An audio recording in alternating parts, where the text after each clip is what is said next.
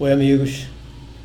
Hoje, como foi marcado, né, nós estamos entrando então no pôr do sol, que vai ficar mais fácil para um monte de gente que estava achando muito tarde. E quem estiver chegando tarde pode assistir porque vai ficar gravado.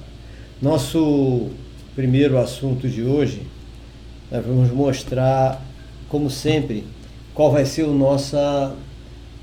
vão ser as nossas atividades a partir dessa semana, tá? Que, como a maioria sabe, eu estava até agora em Passo Fundo, nós vamos conversar sobre isso daqui a pouco. Bom, o mais importante é que nós estaremos agora no outro final de semana, sem ser outro, ou seja, 24 e 25 de novembro, estaremos em Seabra, no Nélios, Hotel Nélios, dando o curso de Autismo e Inclusão lá no Hotel Nélios. Quem quiser ainda se inscrever para esse curso lá em Seabra, entre em contato com Suzane Mendes nesses dois telefones que estão aí no vídeo, tá? Então será daqui a uma semana, 24 e 25 de novembro, no Hotel Nélios em Seabra, tá? Nós vamos falar sobre o autismo e as informações mais importantes e mais recentes sobre o autismo infantil. Em seguida, nós vamos estar em Rui Barbosa, no dia 1º de dezembro, sábado, dando um curso de aperfeiçoamento em paralisia cerebral. Então, quem tiver interesse em fazer esse curso, estiver nas redondezas, nas cercanias de Rui Barbosa, entre em contato por esse telefone 75 Lene Cerqueira, nesse telefone 75 98897 7226. Lá as informações são com a professora Lene Cerqueira, ok? Em Rui Barbosa, no dia 1º. Depois disso, no outro final numa quinta-feira, dia 6 de dezembro, quinta-feira, 6 de dezembro, à noite, 19 horas, nós estaremos fazendo uma palestra sobre dificuldade de aprendizagem em Salvador. Então, aqui em Salvador mesmo, o local vai ser no Colégio 2 de Julho, na Léo Vigildo Filgueiras, do Garcia. E para quem quiser se inscrever, o telefone está aí no vídeo, 71991928767. Então, será uma palestra sobre as dificuldades de aprendizagem. As coisas que mais comumente ocorrem com nossos filhos, não só com as crianças com alguma deficiência neuropsíquica, mas com as crianças em geral, qualquer dificuldade que haja. Muitas dessas dificuldades são bloqueios emocionais, simples bloqueios emocionais, que se nós estivermos preparados para contornar esses bloqueios, nós podemos evitar uma série de problemas com as crianças, tá? Então, o ideal é que nós prestemos bastante atenção. Muita gente, às vezes, trata uma criança com dificuldade de aprendizagem como ela tivesse algum transtorno, por causa dos sintomas. Então, isso tem que tomar muito cuidado. Então, essa palestra será em Salvador, deixa eu ver aqui, no dia 6 de dezembro, quinta-feira, 19 horas, tá? Em seguida, nós estaremos em Santo Amaro, fazendo um curso sobre deficiência intelectual e inclusão. Então, em Santo Amaro, nós já tivemos um curso sobre autismo, esse que vai ter agora em Seabra, e agora teremos o segundo da série dos cursos que o IUP está fazendo, que é deficiência intelectual e inclusão. Então, para esse curso em Santo Amaro, que será no dia 8 e 9, sábado e domingo, e terá um horário especial, ou seja, no dia 8, sábado, o curso começa às 2 da tarde e vai às 17 horas. E no domingo o dia todo. Então, ao contrário do que nós fazemos normalmente, que é sábado o dia inteiro e domingo ao meio-dia. Não, dessa vez começa sábado às 2 da tarde e domingo o dia todo. Então, será um curso de capacitação de 15 horas aula em Santo Amaro, na Bahia, e as inscrições na Clínica Abraçar, que é no prédio do IBGE, ok? Então, esses são os 3 eventos que nós temos agora, e 3 não, já falei 4, né? 1, 2, 3, 4, E teremos também, logo em seguida, uma palestra em Itaberaba, no quinta-feira, dia 13 de dezembro, uma palestra em Itaberaba, no CETEP, na Rua Góes Calmon, sobre entendendo a mente do adolescente. Essa palestra, que é para educadores, pais, etc., ela mostra exatamente os grandes problemas que estão ocorrendo, e às vezes alguns pequenos, mas com resultados ruins, que ocorrem justamente na falta de entendimento dos pais e às vezes dos professores em relação ao que passa na cabeça dos adolescentes. Então nós vamos conversar sobre isso, e é muito importante que a gente pense seriamente nesse assunto, já que isso está trazendo problemas seríssimos para todo mundo, tá? Bom, então, vamos ver agora como está. Então, já vimos, Seabra, dia 24 e 25. Tá? Rui Barbosa, dia 1º, é um sábado. Salvador, dia 6, é uma quinta-feira. Santo Amaro, no dia 8 e 9, sábado e domingo. Itaberaba, no dia 13, quinta-feira, ok? Essa é a nossa jornada desse período. Acabado esse de Itaberaba, essa palestra de Itaberaba, então nós só teremos atividades externas a partir em 2019, né, a partir de janeiro, ok? Aí a gente divulga em seguida. Agora vamos aos nossos assuntos de agora, os assuntos dessa semana, que aconteceu essa semana, tá? A semana passada e essa semana. Sexta-feira, nós fomos então a Passo Fundo, no Rio Grande do Sul, onde nós demos um curso sobre metodologias educacionais. Esse curso de metodologias educacionais, que na realidade o nome inicial foi metodologias inclusivas, mas que eu gostaria de chamar de metodologias educacionais responsáveis. Por quê? Porque uma metodologia educacional responsável, ela obrigatoriamente é inclusiva, né? Então, esse curso foi dado lá em Passo Fundo, no Rio Grande do Sul, né? E nós abrangemos como desenvolver as metodologias educacionais que possam realmente ter como objetivos, alcançar os 3 objetivos principais, que são garantir a aprendizagem, desenvolver a autonomia da criança e promover a socialização. Então, nós vimos durante o sábado e domingo todas as técnicas que nós podemos ver para desenvolver as metodologias, e nós passamos também uma metodologia criada pelo próprio IUP, com base em algumas metodologias já existentes, como a Waldorf, a Freinet, Montessori, etc., mas adaptada a termos numa sala de aula uma maioria de alunos sem nenhuma necessidade educacional específica, com uma minoria de alunos com necessidades educacionais específicas, né? Então, isso é uma coisa bastante importante de todos nós pensarmos, porque hoje nós sabemos que por lei é obrigatório, mas antes de ser obrigatório por lei, é importante que nós nos conscientizemos que é uma obrigação moral nossa de darmos todo o apoio possível a uma criança ou um adolescente que tenha uma necessidade educacional específica.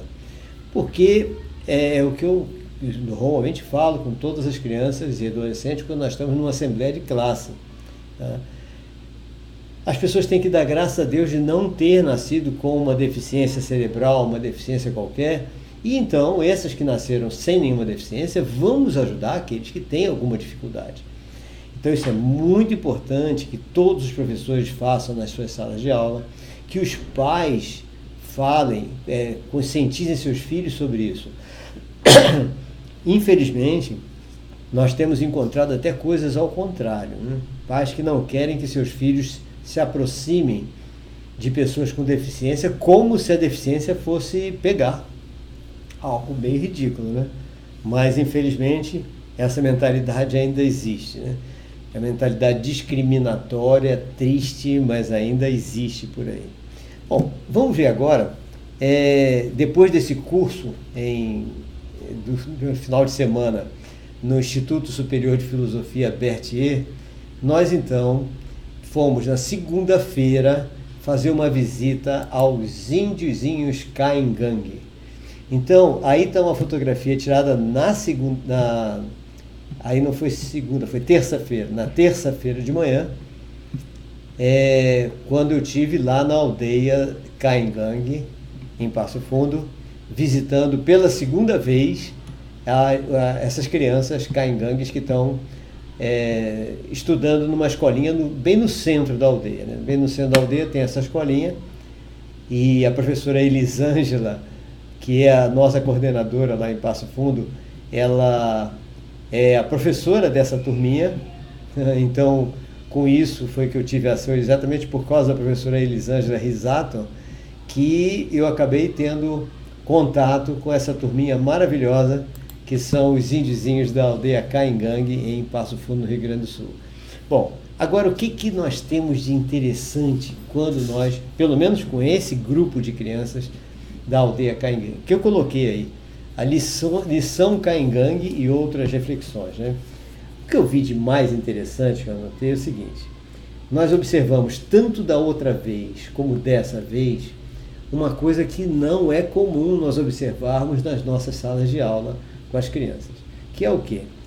Eu anotei duas coisas. Primeiro, a atenção que um tem com o outro. É impressionante a preocupação, a atenção, o respeito, a vontade de ajudar que cada criança dessa tem com o colega. Então, da primeira vez que eu fui, eu já tinha percebido isso. Dessa vez, então, eu apenas reforcei o que eu havia percebido. Existe uma relação entre eles muito interessante. Um verifica que o outro está com qualquer dificuldade, corre um, corre dois, para ajudar, para que ele saia daquela dificuldade. Ou seja, muito interessante. A educação deles é fantástica, pelo menos no grupo que nós visitamos, né? Então essa parte é assim algo que me chamou bastante atenção, que nós estamos lutando para que essa mentalidade, essa cultura, essa maneira de ser seja importada para as nossas crianças nas escolas não indígenas, né? E vamos ver se aos poucos a gente consegue. Bom, outra coisa agora, uma coisa que me preocupa muito nessa situação, e vários indígenas estão na mesma situação, é que ali naquela aldeia Caingangue, as crianças só ficam até o quinto ano. Então, que é uma escola do Estado, e a partir do quinto ano eles são transferidos para uma escola estadual na cidade. O que significa isso? Como as aulas dadas nessa escola da aldeia, pelo menos para essa turma, não estavam sendo dadas corretamente, as crianças não se desenvolveram como poderiam desenvolver. Nós temos ali, por exemplo, deixa eu ver se dá para observar, um dos meninos, esse que eu estou com a mão bem no centro, que eu estou com a mão no ombro, tá? É um dos que está mais bem desenvolvido. Esse menininho já está no quinto ano, ele está no quarto ano. Então ele tem o ano de 2019 todo para continuar o seu desenvolvimento, pronto. Então esse já vai para a escola, no sexto ano, a escola na cidade, com mais base. Em compensação, o que está no quinto ano já vai ter uma certa dificuldade, porque não houve uma aprendizagem correta anteriormente. Não vou colocar a culpa em ninguém, mas parece que as pessoas não estão dando tanta importância. Ou seja, coloco a escola, não agora, né? Agora a professora Elisângela é fantástica, todo dia tem trabalho com as crianças, desenvolvendo cada um individualmente, é maravilhoso. Mas no geral o que eu vejo é que as pessoas colocaram a escola só por colocar, para dizer que tem escola. E colocaram alguns professores que simplesmente não fazem absolutamente nada do que poderiam estar fazendo. Então, nesse caso, seria melhor não ter, do que fingir que tem, né? Mas no caso da aldeia Caingangue, que está com a professora Elisângela Risato, ali os garotos vão se desenvolver muito bem. O problema é que, até então, quando essas crianças vão para a escola regular, o que acontece? Elas são excluídas. Elas são excluídas, primeiro, porque são discriminadas, e segundo, porque a discriminação aumenta quando veem que eles não têm base nenhuma. Então, isso é que agora vai ser uma luta da professora Elisângela para que eles tenham base suficiente para chegarem e poderem acompanhar o nível das turmas das escolas regulares na cidade, né? Então, esse é um dos detalhes. A exclusão a partir do sexto ano preocupa muito, porque aí essas crianças passam a perder a vontade de se desenvolver. O que a gente vê lá é que parte dessas crianças quer continuar na aldeia, tá? Com cacique, pajé, tudo lá, tendo uma vida indígena como sempre tiveram, tá? Essas não tem problema. Parte dessas crianças já tem como ideia seguir uma profissão regular, como, por exemplo, quase a metade dessas crianças quer ser médico, querem ser médicos. Eu não sei quem estimulou essas crianças a quererem ser médicos, mas quase a metade. Quando eu perguntei o que querem ser, quase todos disseram médico, médico, médico. Então, isso talvez tenha sido estimulado pelo pajé, com quem eu conversei depois, né? Mas ele já tem alguma coisa na cabeça. Então, nós temos, já que tem a escola, nós temos que dar o apoio para que eles possam seguir realmente aquilo que eles querem, né? Então, aqui está o pajé da aldeia Caingangue, com quem eu conversei bastante lá e também tirei algumas lições interessantes. Então, reparem, das crianças, a lição foi uma harmonia, uma preocupação um com o outro, um amor interessantíssimo, um amor fraternal fantástico, fácil de ver, e que é o que está faltando no mundo atual. Ou seja, nós estamos vendo, inclusive, estamos observando, né? Estivemos observando na época das eleições, e estamos observando, inclusive, depois das eleições, que mesmo depois das eleições já tem um presidente eleito, já tem governadores eleitos, já está todo mundo eleito, e as pessoas continuam destilando ódio de 5 em 5 segundos. Então, já não dá nem para ler. Quando eu vou ler alguma coisa no Face, televisão nem ligo mais. A gente já vê destilar ódio, um destilar de ódio o tempo todo. E o que a gente vê na aldeia é um destilar de amor. Gente, como se aprende coisas maravilhosas em relação a sentimentos e emoções com pessoas que você pode até pensar que não que não tem as mesmas desenvolvimentos que nós, ainda bem, porque talvez se eles tivessem esse desenvolvimento não seriam tão bons quanto são. Wanderson Ferreira, como combater o preconceito? A família pode ajudar? Sim, a família deve justamente construir a ideia de que todos são iguais, todos têm o mesmo direito, e nós devemos ajudar, em vez de discriminar, ajudar as pessoas que não estão na mesma situação que nós. Isso é básico, né? E Silvana, Silvana, maravilha, Silvana, eu ia falar de você. Aliás, eu vou falar de você ainda. Silvana Desordi, minha inspiração para lutar pela inclusão. Sim, Silvana, maravilha, que bom ver você aí, que fantástico. Eu estou com seu cartão na mão, aqui. Seu cartão está aqui na minha mão.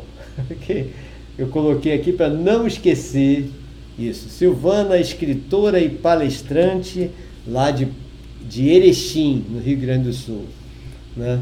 Thelma Campelo, a escola tem um grande papel, mas sem a parceria da família não podemos fazer muito. Exatamente, Thelma. Exatamente. Esse é o problema. A família é fundamental.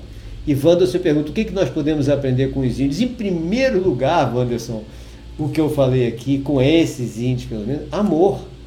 Logo de cara, o sentimento de amor, o sentimento de respeito, o sentimento de responsabilidade que você percebe só em conversar com aquelas crianças, só em conversar com o pajé. Eu não conheci o cacique ainda, que da próxima vez eu estarei lá em fevereiro e possivelmente a gente converse já com o cacique para ver o que a gente pode ajudar em termos de ideias, etc., para desenvolver os alunos a partir do 6º ano. Vamos ver. Tudo vai depender também, já que aquilo é responsabilidade do Estado, com o governador eleito, né, que é o novo governador, foi eleito agora, e só a partir de 1º de janeiro que vai ter, então, secretário de Educação, etc., para nós vermos o que a gente pode fazer. Então, o que a gente pode aprender, em primeiro lugar, é amor, respeito, responsabilidade, sentimento de cooperação. Fantástico, fantástico, muita coisa. Mas não é só isso, não. E isso é com os índios, as crianças índias. Vamos ver o que Wanderson perguntou agora em relação ao... Cadê ele? Aqui, em relação ao pajé. Gente, a minha conversa com o pajé da etnia Caingangue foi surpreendente. Aliás, eu não me surpreendi porque eu já sabia. Tá? Eu já sabia que o pajé realmente tinha um elevadíssimo conhecimento de medicina. Ele, inclusive, ele estava fazendo uma faculdade de medicina e teve que parar por causa da distância da faculdade e não tinha como ele atender o restante do currículo, mas ele fez uma parte. Mas o interessante que nós podemos aprender não só com o pajé da aldeia Caingangue, mas com os pajés das diferentes etnias que moram, que vivem nas florestas, como os índios, nos altos dos montes, como os tibetanos, os monges tibetanos, nos desertos australianos, como os aborígenes, é algo fantástico. Eu até relacionei algumas coisas aqui deles, que foi o conhecimento que ele me passou e que, coincidentemente, também é um conhecimento semelhante ao que me foi passado na parte de medicina pelos aborígenes no deserto australiano e por monges tibetanos que já encontraram comigo em Seul, na Coreia do Sul, nas palestras que eu dei lá em Seul, né? Impressionante o que eles falam. É uma coisa característica da medicina oriental. Então, Wanderson, aí é que entra essa parte, né? Por exemplo, uma das coisas interessantes é que ele fala do ambiente orgânico interno. O ambiente orgânico interno significa nosso corpo estar com o ambiente bem tratado. Gente, que coisa maravilhosa! É exatamente o que a gente precisa. Nós precisamos manter o nosso ambiente orgânico interno bem tratado e bem cuidado, que é o nosso organismo, para que as doenças não apareçam. E eles falam isso. Oi, Rosana, Adriana Salles, boa tarde, mestre. Fazer quando a escola, mesmo sabendo que é de suma importância receber e cuidar, ainda assim elas se recusam. Processo contra a escola. Eu faço questão disso, tá? Então, uma escola que não aceita uma pessoa deficiente processa a escola. Eu acho que só depois de processo é que nós vamos ter as pessoas começarem a se preocupar, tá? Silvana, antigamente os deficientes não eram aceitos nas aldeias, como está hoje.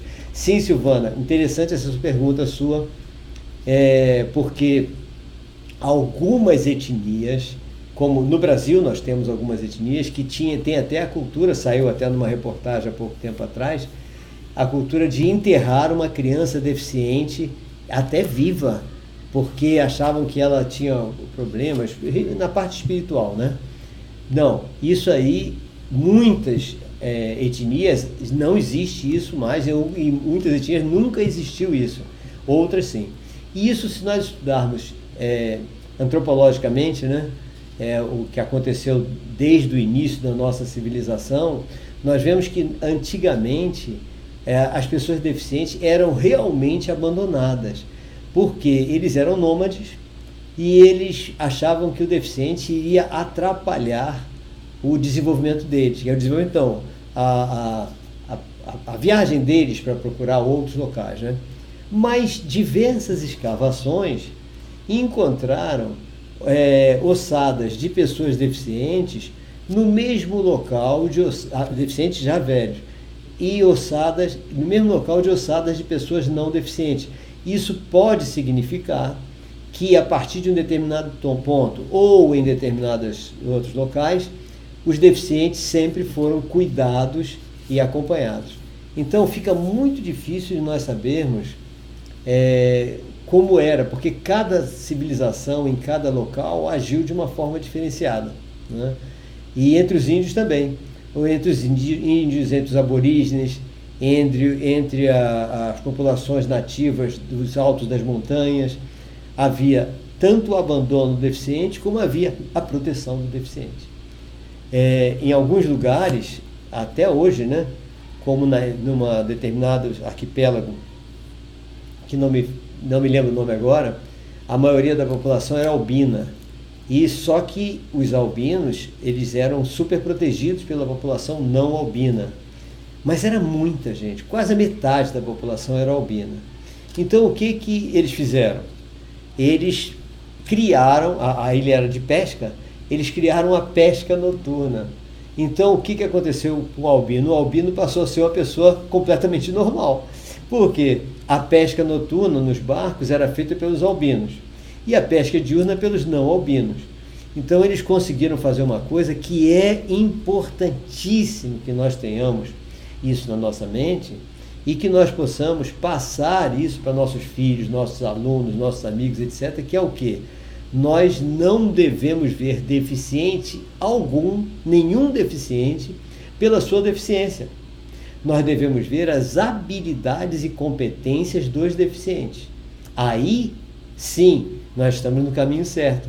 Porque todo mundo tem habilidade, todos têm habilidade. E você sabe isso, Silvana, muito bem. Então nós temos que tratar todas as pessoas que têm qualquer tipo de deficiência pela habilidade dessas pessoas. Nós vamos explorar, porque explorando, desenvolvendo a sua habilidade, essa pessoa vai ser útil a ela mesma e à comunidade, à família e à sociedade que ela pertence. E ainda tem mais.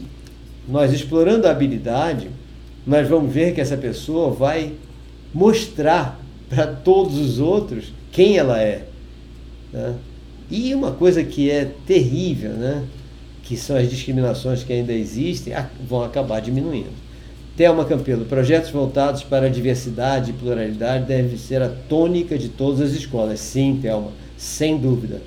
Trabalhar cotidianamente, apresentando tradições e costumes diferentes, analisar as semelhanças e diferenças, transforma a mente das crianças, enriquecendo suas percepções. No fundo, todos nós fazemos parte de uma rede que precisa ser percebida para nos enxergarmos como seres humanos interligados. Precisamos dessa conexão e construir cotidianamente uma cultura de paz. Fantástico, Thelma. Fantástico. Tá? O que você escreveu aí é tudo o que nós precisamos. E o que você mostrou aí, para que nós, nós fazemos parte de uma rede. Realmente, nós temos que analisar semelhanças, diferenças e, principalmente, verificar as habilidades e competências de todas as pessoas que estão à nossa volta. Sejam pessoas ditas normais, sejam pessoas com alguma deficiência, algum transtorno. O foco tem que ser a habilidade, tá? Não tem nem dúvida. Foi o que nós vimos, inclusive, num outro evento que nós participamos no Rio Grande do Sul, que nós vamos falar daqui a pouco. Tá? Por quê? Porque é incrível a mania das pessoas de ficar na dependência de um laudo médico. O que é um laudo médico? Um laudo médico mostra as dificuldades, os transtornos, as síndromes, os sintomas, os impedimentos. Então não serve para a gente. Tá? Nós não precisamos absolutamente saber o que a pessoa não pode fazer. O que nós precisamos na família, na escola, nas amizades, é saber o que a pessoa pode fazer, ou o que ela poderá vir a fazer com a nossa ajuda, ou o que ela poderá desenvolver com a nossa ajuda para ser um dia autossuficiente e ter sua autonomia. Autonomia pessoal, autonomia profissional, tudo. Todos podem ter autonomia. Como outro dia me disseram, mas o deficiente físico completo que não tem possibilidade de se mexer, de falar. E daí? Se ele ouve, se ele vê e se ele pensa, tá? Lógico que tudo ele vai poder fazer. Vejam Stephen Hawking, que não mexia nada, tá? Mas ouvia, via e não falava. Ainda tem essa, ele não falava. Tá? Então, é só nós descobrirmos qual é a minha maneira de me comunicar com essa pessoa. E pronto. Silvana, o difícil é quando o preconceito surge com a primeira impressão. Exatamente, Silvana. O problema, é um problema que nós temos que ver claramente, é que nós temos que tomar muito cuidado ao nós nos aproximarmos de uma pessoa que tem qualquer tipo de deficiência, porque a tendência nossa é nós vermos a deficiência. Não! Nós temos que ver a competência, a habilidade, ou até sinais de habilidade e de competência, para que nós possamos ser uma das pessoas que vai ajudar essa pessoa a desenvolver aquilo que vai trazer a sua autonomia. Isso é super importante. Silvana, por exemplo, sabe disso porque, como você tem deficiências múltiplas, ou seja, com a dificuldade da fala e a dificuldade de mexer as mãos, né?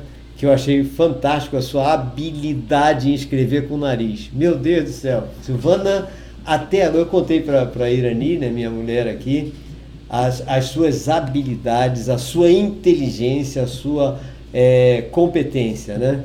E vi que é isso, ou seja, a gente não tem limite, não tem limite. Silvana, para quem não conhece, que eu vou mostrar daqui a pouco, está junto comigo numa das palestras, ela já fez um curso de administração que não gostou da administração, adora pedagogia e já fez curso de psicopedagogia, já está de olho em outros cursos superiores, né? Então é interessante porque ela superou. Silvana, você superou todas as discriminações, preconceitos, impressões incorretas que as pessoas têm, etc. E isso é tão comum, infelizmente. Por exemplo, dificuldade de falar, de elaborar. Todas as pessoas, meus alunos, por exemplo, têm dificuldade de fala, tá? De falar, de se expressar, como Silvana também. O que acontece? As pessoas não querem ouvir, não têm paciência de ouvir. Gente, peraí, não ter paciência de ouvir uma pessoa porque ela tem dificuldade na elaboração da fala? Ah, eu não consigo entender o que ela diz. Peça para falar de novo, presta bastante atenção.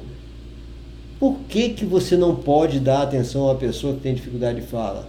Ponha um ovo na sua boca e sinta o que é a dificuldade de você. Você sabe, você tem uma ideia na cabeça e não consegue expressar aquela ideia, tá? Pronto.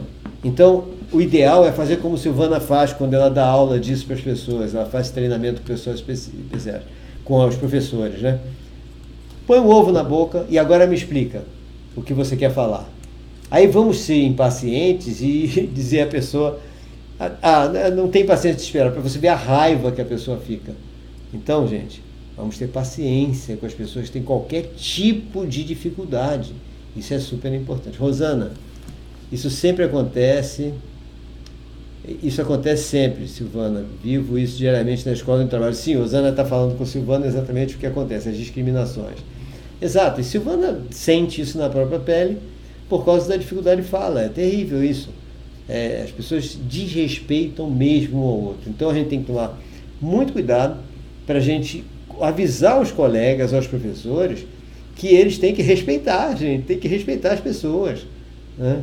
Então, voltando um pouco ao que eu estava falando, eu estava com o Pajé, e o Pajé disse uma coisa fantástica para mim, que me alertou, que foi a parte que eu já estava comentando com vocês, sobre a necessidade de nós prestarmos atenção no nosso organismo interno, ou seja, no ambiente interno. Isso significa atividade física regular, alimentação saudável, e mais uma coisa interessante que ele falou. Ele disse o seguinte, sobre a alimentação, não comer o que discorda conosco. Gente, quando o Pajé falou não comer o que discorda conosco, eu me lembrei claramente do pós-doutor Aderbal Sabra, que ele é o autor daquele livro Manual da Alergia Alimentar, que é uma das maiores autoridades em autismo e TDAH no mundo. Ele é brasileiro, trabalha na Unigran Rio. Mas ele atende em Salvador, atende em Porto Alegre, atende em Belém, atende em diversos locais, uma vez por ano, com toda a sua equipe, principalmente crianças autistas, já que o conhecimento do autismo está muito longe das faculdades de medicina, infelizmente. Nós vamos ver por quê. E uma das coisas que ele fala é o que o Pajé falou. Não comer o que discorda com a gente, o que discorda com a pessoa. O que significa isso? Não comer nada que nosso organismo não tolera. Ou seja, nós temos uma intolerância alimentar que é perigosa, precisa ser observada. É exatamente a intolerância alimentar que faz com que aumente os sintomas dos autistas. Então, é exatamente o que o Pajé falou também. Agora, a gente temos que tomar cuidado o seguinte, para nós não confundirmos intolerância alimentar com alergia alimentar. A alergia, aparecem os sinais no nosso corpo. A intolerância não aparece os sinais. Então, a gente pode não saber que não tolera, está se alimentando daquilo e aquilo está fazendo mal ao nosso cérebro, principalmente com o autista. Tá? Então, isso faz com que aumente a agressividade do autista, do TDAH também, a inquietação aumenta, tudo isso, por causa justamente da alimento não tolerado. E o Pajé falou claramente, não comer aquilo que discorda conosco. Tá? E outra coisa importantíssima, o equilíbrio emocional é básico para a nossa saúde. Olha aí, mais uma coisa interessante. equilíbrio emocional básico para a nossa saúde. Inclusive, tanto o pajé, caingangue, como os aborígenes, como também os monges tibetanos comentaram o seguinte: o corpo tem que estar equilibrado, tá? E para o corpo estar equilibrado, não comer alimentos que discordem com a gente, nem muita gordura, desequilíbrio emocional. E eles fazem uma ligação muito interessante entre as emoções, tá, e algumas atitudes e as doenças. Coisa que a gente estuda em medicina psicossomática. Então, o que eles fazem? Por exemplo, a pessoa que vive ansiosa, com desejos ansiosos, muito apegada a tudo. Então, quem tem desejos constantes, ansiedade constante e apego a tudo, é facílimo essa pessoa ter problemas de pressão alta e problemas de depressão. Então, muitos dos problemas de depressão e de pressão alta são consequências justamente do costume, da mania de querer tudo, estar sempre ansiosamente desejando coisas que são impossíveis ou que são possíveis, mas que querem tudo em cima da hora, né? E se apegar muito às coisas materiais.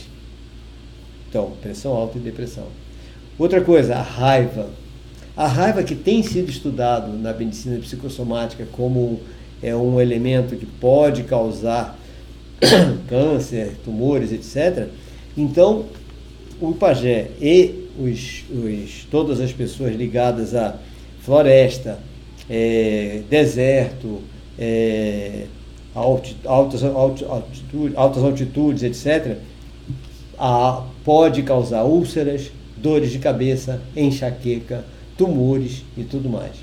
Exatamente o que a medicina psicossomática buscou desse conhecimento antigo, né? Desse conhecimento antigo. Outra coisa, teimosia. A pessoa que é muito mente fechada, ou seja, não quer ouvir ninguém, só ela está certa em tudo, ou seja, a pessoa muito teimosa, mente fechada, né? Então, várias doenças como pneumonia, asma, artrite, reumatismo, são consequências da pessoa, por demais, teimosa e mente fechada. E assim vai. Uma porção de coisas interessantes das medicinas tibetanas, na medicina aborígene, na medicina caingangue, ou seja, na medicina dos indígenas, etc., né? Porque, segundo eles, existem vários tipos de doença. A doença completamente estabelecida, que são doenças genéticas, etc., as doenças que surgem, como essas causadas pela emoção, e as doenças imaginárias, que eles também falam, as doenças imaginárias. Então, isso é um conhecimento muito interessante que vem no caso dos indígenas, dos pajés indígenas e de todas as coisas. Rosana, todo início de ano letivo os pais ficam tentando garantir o direito dos filhos terem um cuidador ou professor para auxiliar, porém nos deparamos com a exigência da Secretaria Municipal de Educação por laudo. Olhe, exigência da Secretaria de Educação por laudo é ilegal, tá? Então, é ilegal. Ninguém pode exigir laudo para incluir uma criança no atendimento educacional especializado. É fora da lei. Se uma Secretaria de Educação exige isso, processa a Secretaria de Educação, porque ela está sendo ilegal, está fora da lei. Isso significa que ela não está cumprindo Eu tenho vídeos mostrando exatamente quais são os documentos. Ela não está cumprindo a LDB, ela não está cumprindo a Lei Brasileira de Inclusão, ela não está cumprindo nada disso, tá? Silvana, infelizmente, a legislação não obriga a ter professor auxiliar para os deficientes, não. A legislação só obriga a pessoa a ter uma espécie de cuidador, nos meus vídeos sobre educação inclusiva mostra isso, né? Que é a pessoa que leva a pessoa para o banheiro, higiene pessoal, aquelas coisas todas. Mas a professor auxiliar não tem obrigação nenhuma pela legislação, que é a Lei Brasileira de Inclusão e a LDB. As resoluções estaduais, nacional, estaduais e municipais, que podem vir a regulamentar exigindo um professor auxiliar. mas não é, pelas leis, não é obrigatório. No estado do Pará, que foi, pela legislação estadual, foi colocado, sim, um professor auxiliar. Por exemplo, algumas secretarias de educação municipais decidiram, por conta própria, colocar um professor auxiliar para todos os alunos deficientes. No caso, por exemplo, Ipixuna do Pará, todo deficiente tem um estagiário de pedagogia acompanhando, mas não é obrigatório por enquanto, tá? Então, Thelma Campelo, sabemos que o laudo é ilegal, mas tem sido uma verdadeira luta a contratação de mediadores para aqueles alunos que mais necessitam. Deve haver mais conscientização das prefeituras em relação a isso. Sim, Thelma, o grande problema é que as pessoas ainda não se conscientizaram da responsabilidade, do respeito que elas têm que ter pelas pessoas que têm alguma necessidade especial. Infelizmente, elas só vão respeitar se forem obrigadas por lei. Gente, não é por não ser obrigado por lei a ter um professor auxiliar que nós não vamos colocar uma pessoa, já que a pessoa não tem condição de sozinha fazer alguma coisa. Então, nós temos que separar as coisas. Primeiro, vamos ver, por exemplo, quem é o professor responsável pela aprendizagem de todos os alunos da sua sala? Não é o professor auxiliar, é o professor regular. Então, isso é uma coisa que está clara. Por quê?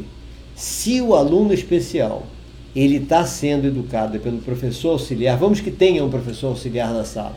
Como aqui, por exemplo, nós temos Gabriel, que é quem acompanha, o professor que acompanha os alunos especiais, mas não fica na sala o tempo todo. Não, é o professor regular, nosso professor regular, quem realmente é responsável pela aprendizagem de todos os alunos, inclusive dos incluídos. Mas o professor, o Gabriel, por exemplo, o professor, ele fica na sala, ajudando um ou outro que precise, mas os alunos especiais têm que sentir que o professor dos seus colegas é seu professor também. Se não acontecer isso, ele vai se sentir excluído.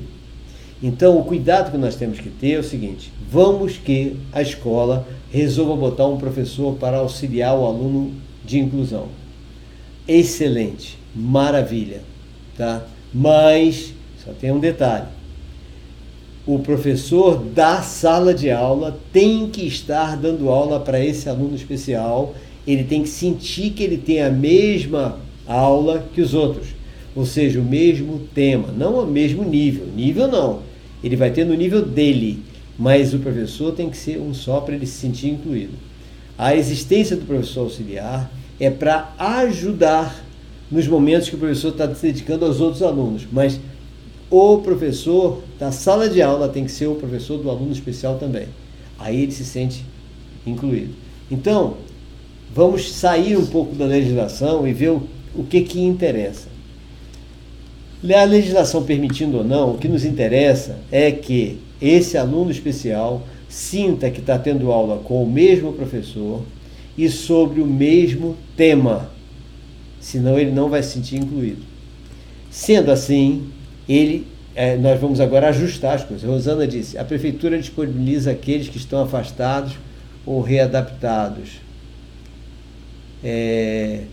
Thelma, a ideia que defendi aqui é um mediador por escola e por turno, que atenderá a todos os alunos em vários momentos, percorrendo as salas, sem precisar ficar o tempo todo integral com cada aluno. Thelma, você está fazendo rigorosamente o certo. Exatamente. O que você defendeu é exatamente o certo. Ou seja, um mediador por escola, por turno, porque é o que acontece na minha escola. O Gabriel vai a todas as turmas. Então ele verifica qual é a turma que ele tem que ajudar aquele aluno, deu ajuda e sai. Porque quem vai ficar responsável é o professor da sala de aula, e ele se sente incluído. Então, aí Gabriel vai para outra turma, e vai para outra, e verifica o outro aluno especial, e volta para a sala do professor. De vez em quando a gente encontra Gabriel na sala dos professores. Por quê? Porque ele não precisa ficar em nenhuma sala. Aí, se por acaso houver uma necessidade, chama ele, vai lá, atende, e ajuda, etc., e sai. Então, com isso, o aluno especial sabe que ele é aluno que nem todos os colegas, e aí o cérebro do aluno especial vai fazer de tudo para ele ser igual aos seus colegas. Se ele tiver o tempo todo com uma babá do lado, ele vai se acomodar a isso. Esse aqui é o problema. Thelma, fantástico o que você defendeu. Você defendeu certíssimo. Eu sei que para você defender isso, você deve ter está passando por grandes dificuldades. Porque toda vez que nós defendemos alguma coisa que é certa, um monte de gente quer eliminar. É correto pôr estagiários para auxiliar? Silvana, olha, eu acho tão bom para o estagiário como para o aluno, tá? Porque quem está auxiliando é uma pessoa que também está estudando. Então eu acho fantástico quando você põe um estagiário de pedagogia, porque você está ajudando os dois. Um está ajudando o outro. Aí você sente claramente, o aluno especial pode também sentir que também está ajudando aquele estagiário. O estagiário mesmo pode falar: eu sou estagiário, estou aprendendo com você. Quando o estagiário for preparado para dizer para o aluno especial que ele está ajudando o aluno especial em umas coisas, mas que o aluno especial também está ajudando ele a entender o que é uma relação de monitoria, pronto, um ajuda o outro. Thelma aplicou isso numa escola do 6º ao 9º ano, aí no município. Ah, Thelma, qual é o seu município para o pessoal saber? Tá? Dando orientação, suporte aos professores, excelente, Thelma. Entendeu, Silvana? Então, eu acho fantástico o estagiário de pedagogia, porque os dois, um ajuda o outro, entendeu? Eu colocaria também. No caso, Gabriel é ex-aluno nosso, professor estagiário aqui, o professor auxiliar, ele não é estagiário, ele já é formado, mas ele foi nosso professor, foi nosso aluno, ele é ex-aluno e está aprendendo também, porque todos nós aprendemos todos os dias com os alunos especiais. Silvana, eu aprendi com você muito a Miguel Pereira no Rio de Janeiro, Thelma. Ah, ótimo. É bom o pessoal saber que você é de Miguel Pereira no Rio de Janeiro. Então, olha só, o final de semana em que eu tive dando aula lá em Passo Fundo, no Rio Grande do Sul, de metodologias educacionais, você, Silvana, era minha aluna e você disse para todo mundo que aprendeu muito comigo. Sim, só que eu também aprendi muito com você, principalmente com você. Tá? Por quê? Porque as suas características de elaboração da fala e de pensamento, etc., são fantásticas. Os exemplos, o que você me relatou sobre o que você faz com os professores, as instruções que você dá para os professores em relação à inclusão, foi fantástico. Fantástico. Então você pode ter aprendido um monte de coisa comigo em relação à metodologia educacional e eu aprendi muito com você também. Então, nesse caso, o estagiário é fantástico, porque o estagiário, acompanhando um aluno especial, ele vai aprender muito mais do que qualquer teoria que esteja sendo dada na faculdade de educação. Entendeu? Então eu acho assim uma troca fenomenal, uma tremenda troca. Eu acho espetacular isso, certo? Eu acho, né? O que você acha, Silvana? Depois você me diz. Tá? Bom, então, bacana, Thelma Capelo, o que você está fazendo aí em Miguel Pereira, no Rio de Janeiro, está realmente fantástico. É exatamente isso. Se todo mundo fizer assim, nós fazemos aqui também, na minha escola em Salvador, na Bahia. Assim está sendo feito em várias escolas e em Pixuna do Pará. Não sei se está alguém agora ao vivo lá de Pixuna do Pará, e que pode comentar sobre isso que está sendo feito lá. Porque vários professores de Pixuna do Pará já estão fazendo dessa forma também. Embora lá tenha um estagiário, como eu falei, para cada aluno especial, né? Mas essa preocupação tem que ter, que é o aluno especial saber que o seu professor é o mesmo professor de todos os outros alunos, tá? Importante isso também. Deixa eu ver que eu saí aqui incorretamente. Então, Silvana, saiba disso. Aprendi muito com você aí em Passo Fundo, no Rio Grande do Sul, certo? Deixa eu abrir de novo aqui que eu fechei sem querer. Pronto, voltei.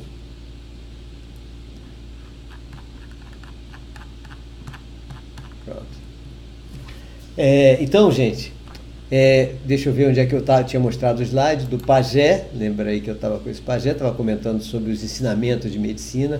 E aproveitando a imagem do pajé aí de novo, eu lembro o seguinte: infelizmente, agora que nós falamos de alunos especiais, falamos de inclusão, aquela coisa toda, tá? E nós precisamos de uma coisa importantíssima. A Silvana, eu achava que o estagiário iria meio se assustar, pois sabemos que a inclusão não é fácil. Mas é bom, Silvana, que ele se assuste. Por quê? Porque ele não está aprendendo isso na faculdade. Ele vai aprender na marra, na prática. Então, esse vai ser como uma coisa que eu queria fazer numa universidade em São Paulo, que os dirigentes, infelizmente, eles venderam para um conglomerado americano, né? Que é o seguinte: Silvana, muito obrigado, não me esquece de cobaia. Sim, você será minha cobaia sempre, fique tranquila, Silvana. Então, eles queriam fazer uma faculdade de educação em que tivesse o tipo, por exemplo, a residência do médico. Era isso que nós vamos fazer. Pois bem, esse estagiário ajudando os alunos especiais é uma espécie de residência. Então isso aí é fantástico. Rosana, temos estagiários maravilhosos na minha escola. Excelente. Rosana, e você é de onde? Eu não me lembro se você respondeu ou não. Se você falou ou não. Tá? Oi, peraí. Thelma que é de Miguel Pereira, no Rio de Janeiro, né? Rosana, não sei. Se você puder me dizer, me diga de onde você é, Rosana. Que Thelma é de Miguel Pereira, Silvana é de Erechim, no Rio Grande do Sul. Eu estive com ela agora no final de semana. E Thelma, Rosana, não sei. Tá? Então, estagiários maravilhosos lá. Lógico que os estagiários, então, é excelente para eles. Então, a sua dificuldade, Silvana, a sua dúvida, né? Eu acho que não. Eu acho que é excelente para o estagiário, sim. Porque ele vai aprender muito mais do que qualquer teoria, de qualquer livro, coisas assim. Não tem nem dúvida. Eu acho isso, pelo menos. Né? Posso estar errado, mas o que eu tenho visto tem sido muito bom.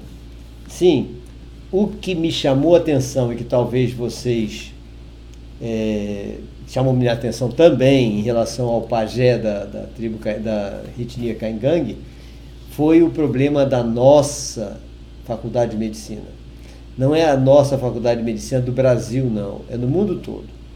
As faculdades de medicina, infelizmente, estão jogando fora o conhecimento médico nativo, né? E porque, infelizmente, estão sendo boicotados, isso é real. Por que muitos médicos não estão conseguindo ter uma noção exata, por exemplo, sobre o autismo?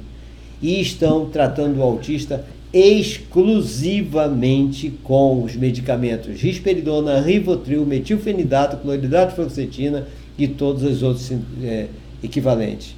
Porque nas faculdades de medicina está existindo um boicote a todos os trabalhos científicos que não remetem ao consumo de medicamentos. Gente, isso é antiético, completamente antiético. Mas, infelizmente, isso não é no Brasil só. Na Academia de Ciências de Nova York, uma doutora, diretora de um dos grandes hospitais lá, não vou dizer o nome dela, falou para nós, numa reunião, que que o grande problema das faculdades de medicina do mundo todo é que elas estão tirando do médico a possibilidade dele tratar o doente.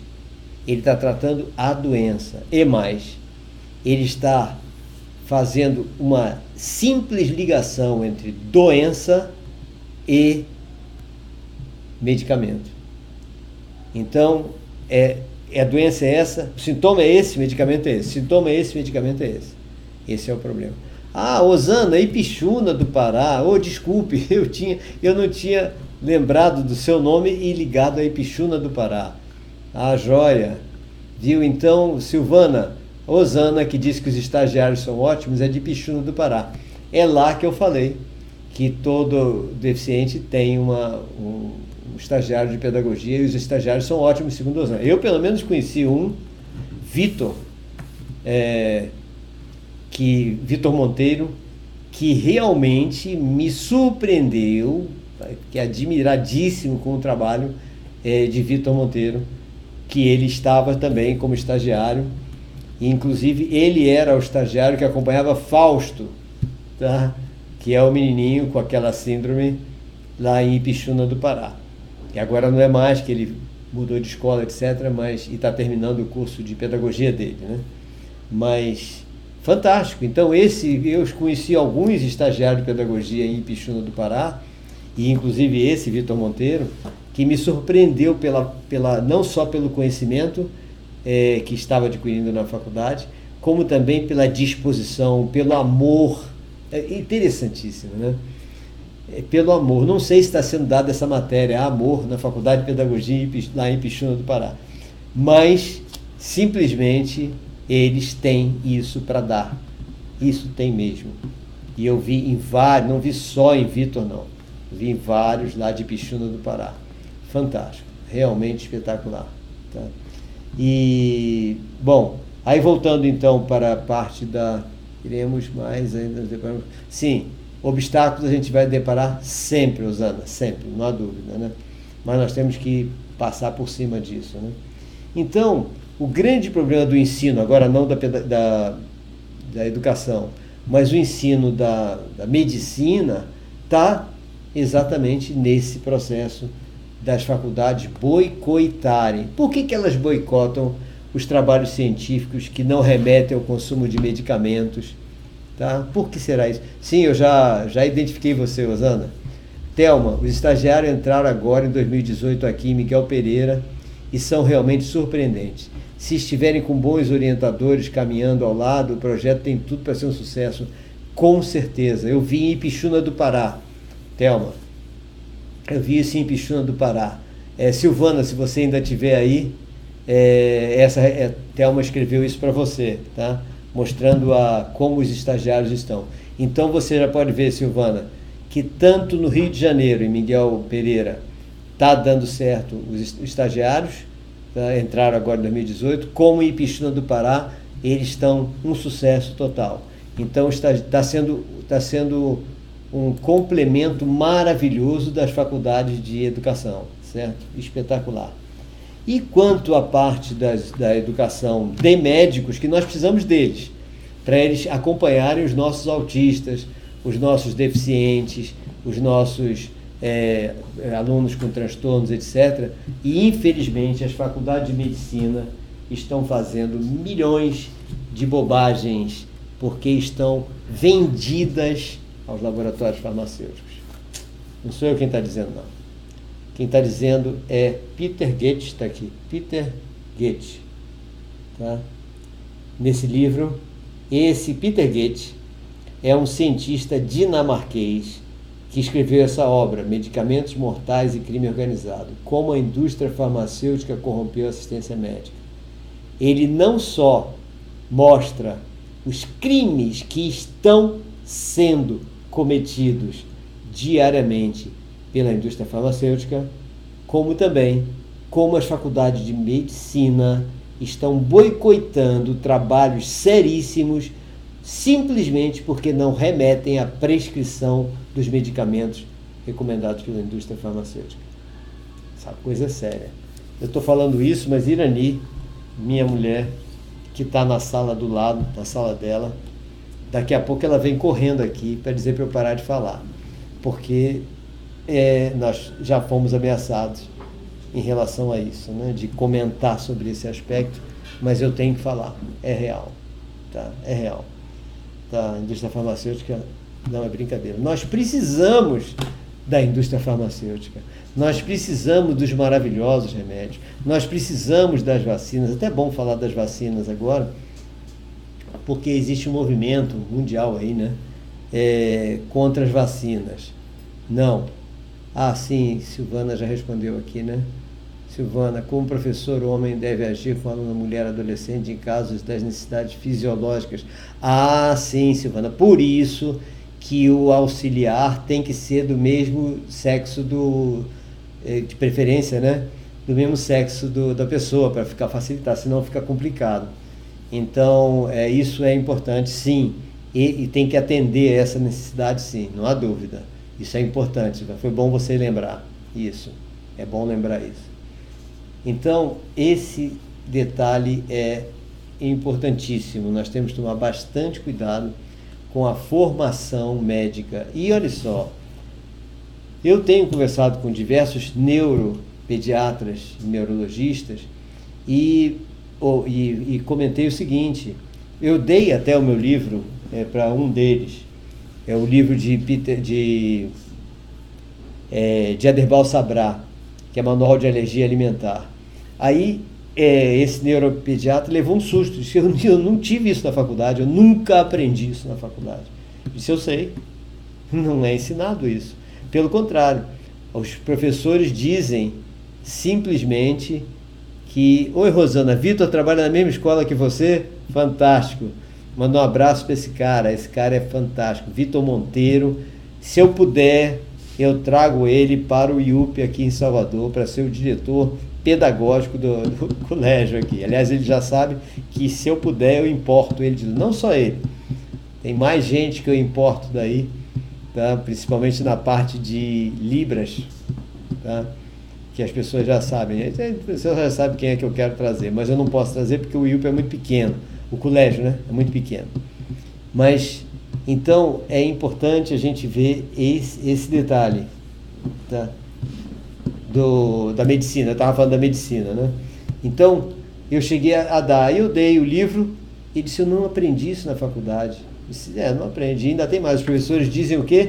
Dizem que essas coisas de alimento, de dieta, etc., não está comprovado. Nada disso tem comprovação científica, é besteira. E um chegou a falar para mim que alimentação, comida, não tem nada a ver com saúde. Eu levei um susto, né? O dia que comida não tiver nada a ver com saúde, meu Deus do céu.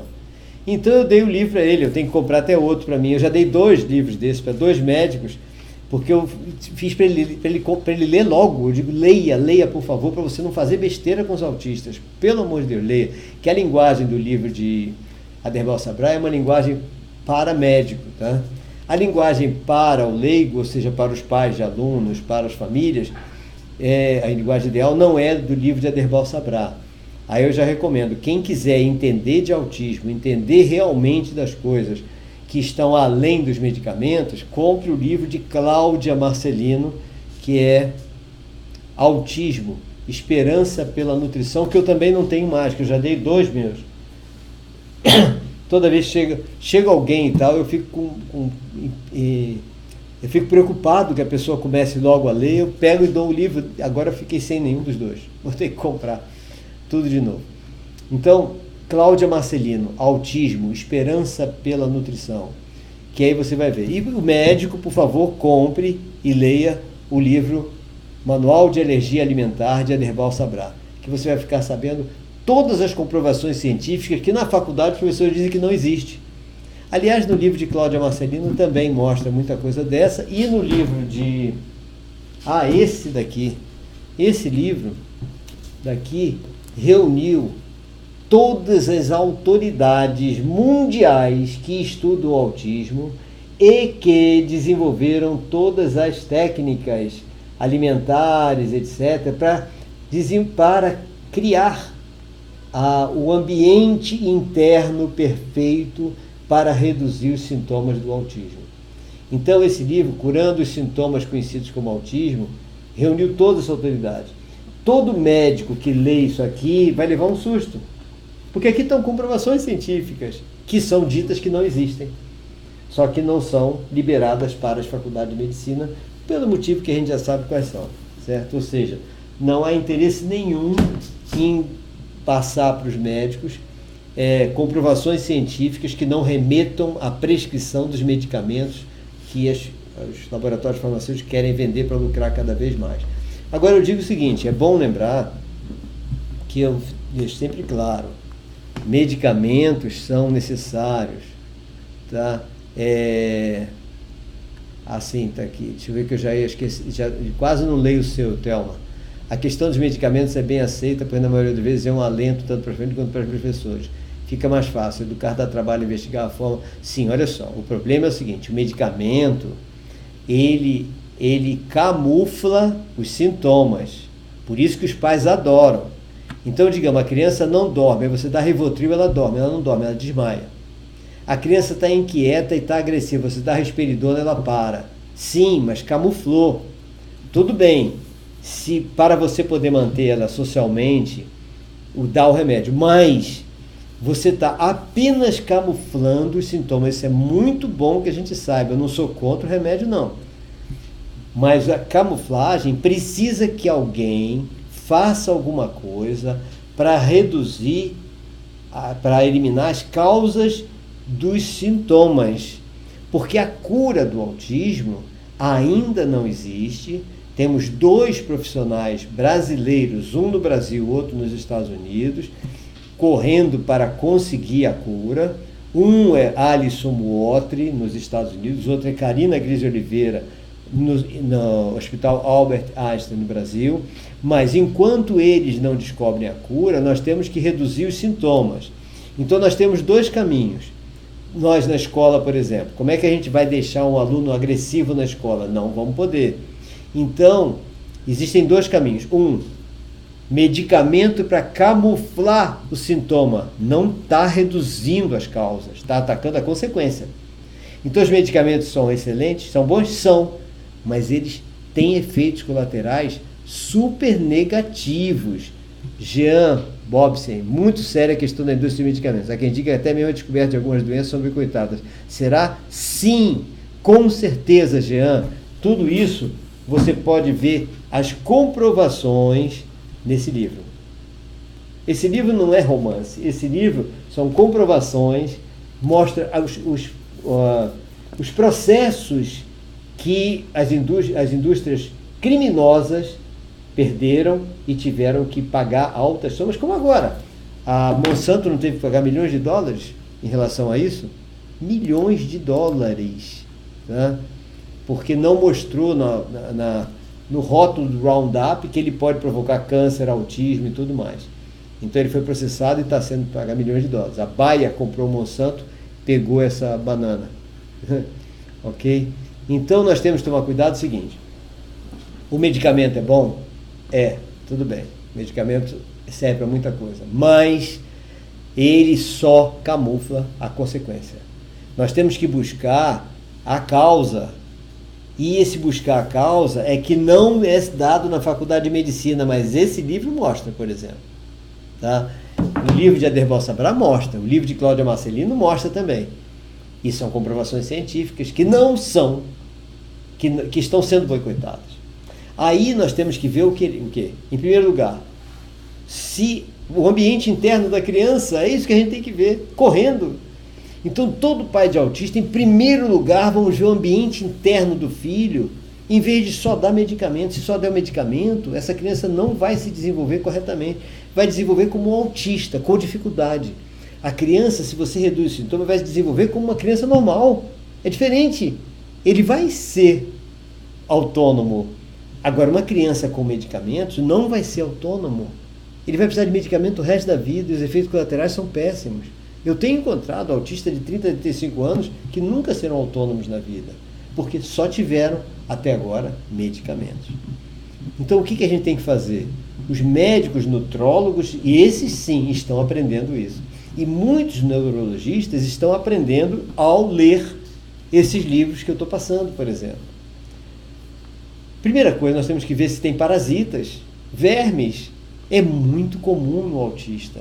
Então nós temos que atacar os vermes, porque eles reduzem os nutrientes, as vitaminas necessárias ao organismo da criança. E a falta de vitamina causa um monte de consequência, um monte de sintoma. Então, primeiro, verificar se tem os parasitas, eliminar os parasitas, criar o ambiente interno do organismo de maneira que diminua a incidência de parasitas. Aí sim, vamos verificar o nível de vitamina da criança, recompor os níveis de vitamina, verificar se essa criança está com algum problema de tireoide, tá? Verificar quais as intolerâncias alimentares dessa criança. Olha o que eu digo, não é alergia, é intolerância. Por quê? O livro de Ademar Sabrá, o nome é Manual de Alergia Alimentar. Mas o que ele mais fala é exatamente a diferença entre alergia e intolerância e por que a intolerância é perigosa, porque a gente não vê as consequências das alergias. A alergia parece consequência, tá? Bom, então visto isso, tá? Nós vamos então fazer uma dieta rigorosa com a criança. Essa dieta rigorosa para ela não comer nada. Veja o que os índios falaram, o pajé falou para mim, e os indígenas, os aborígenes, os tibetanos comentam, nós não podemos comer uma comida que é, segundo, como é o que eles dizem?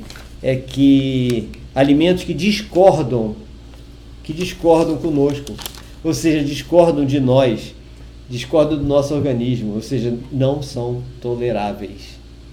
Aí pronto, faz uma dieta rigorosa, que não pode sair dessa dieta. Normalmente o que a gente tem que tirar deles é tudo que tem glúten, tudo que tem leite, derivados do leite, tudo que tem soja, tudo que tem açúcares e conservantes. Pronto, a dieta rigorosa. Aí você vai ver o que acontece com os autistas que estão fazendo isso. Eles passam a se desenvolver com muito mais facilidade, sem nenhum remédio, porque o remédio tem efeitos colaterais.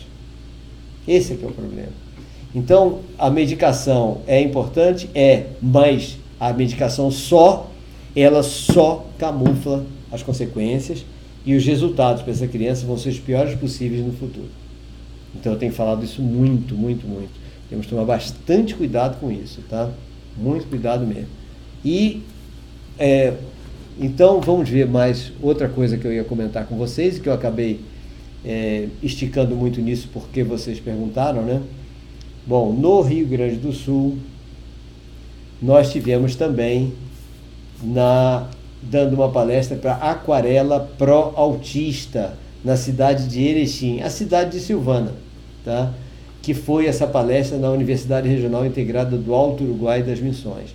Lá então nós tivemos essa dúvida e conversamos sobre isso que você, Thelma, acabou de falar, sobre os medicamentos. E nós explicamos essa parte, certo? Então, e o Jean falou algumas doenças, né? Descoberta de algumas doenças aborrefitadas, exatamente, infelizmente, câncer, autismo mesmo, etc. Né? Então, aqui na Universidade Regional Integrada do Alto Uruguai das Missões, é que nós conversamos com o pessoal da Aquarela Pró-Autista sobre exatamente isso que nós estamos falando, ou seja, o tratamento do autismo, como nós podemos evitar só dar medicamentos para eles e coisas semelhantes, tá? E nessa universidade, na Pró-Autista, olha você aqui, Silvana, se você ainda está aí, olha você aí comigo, do meu lado, você abraçada comigo, Silvana e o pessoal da Aquarela Pró-Autista lá na Universidade Regional Integrada do Alto Uruguai Missões, tá? Em seguida, depois nós tivemos uma roda de conversa no Instituto Federal Sul de Passo Fundo. Nesse Instituto Federal Sul de Passo Fundo, nós tivemos conversando sobre a inclusão nos cursos superiores e nos cursos técnicos, que é realmente uma dúvida muito grande. Várias dúvidas surgiram lá e nós tivemos, então, nesse Instituto Federal Sul, nós tivemos com o pessoal da NAPNE Sertão, que é o Núcleo de Assistência à Pessoa com Necessidades Específicas de Sertão, que eles vieram de ônibus para a gente bater um papo lá em Passo Fundo, está aí todo o pessoal que estava lá comigo, e lá da própria Instituto, o NAPNE de Passo Fundo, Núcleo de Assistência à Pessoa com Necessidades Específicas do Instituto Federal em Passo Fundo, no Rio Grande do Sul. Bom, o pessoal do Sertão desenvolve um projeto fantástico. O Marcos, que está esse aqui ao lado dessa placa Semex, que é a Ecoterapia em Sertão, no Rio Grande do Sul. Esse projeto desenvolvido pelo Marcos é fantástico, tá?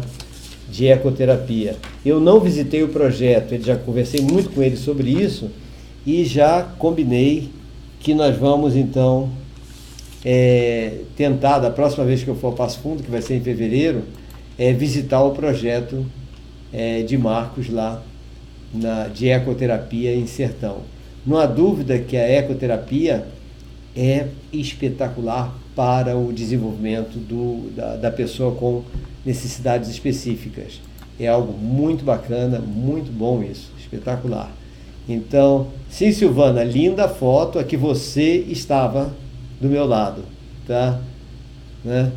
E você já deve conhecer, você é de Erechim, eu já estava confundindo. O Marcos é do Sertão, que está vendo esse projeto. Lá em fevereiro eu pretendo visitar, então, esse projeto de Marcos lá no Instituto Federal em Sertão, tá? Para a gente ver o desenvolvimento dessa ecoterapia que eu achei fantástico. Ok, gente? E deixa eu ver se tem mais alguma coisa aqui. Passo Fundo, NAPNE. Sim, uma coisa importante que nós discutimos bastante nessa nossa roda de conversa lá no Instituto Federal foi sobre a necessidade muito grande que nós temos que ter, é bom que todo mundo lembre disso sempre, de uma interdisciplinaridade. Gente, é muito importante que todas as universidades, todos os cursos superiores, todos os cursos técnicos se abram para o processo interdisciplinar. O processo interdisciplinar é o que vai eliminar um grande problema que nós temos hoje, que é o problema das especialidades se fecharem em torno de si mesmas. Tem cientista, tem pesquisador que não ouve ninguém, só ouve ele mesmo. Às vezes não sei nem se ele ouve ele mesmo. Ou seja, as pessoas estão tão seguras de que o seu conhecimento é o mais importante, a sua área é a mais importante, que eles chegam ao cúmulo de achar até que a sua área é a única e importante no mundo. Gente, isso é um problema. Então vamos estimular, graças a Deus no Instituto Federal, lá no Passo Fundo, isso está sendo feito. Esse estímulo à interdisciplinaridade, isso é espetacular. Na Academia de Ciências de Nova York, isso é feito normalmente. Eu tenho procurado estimular isso em todos os lugares.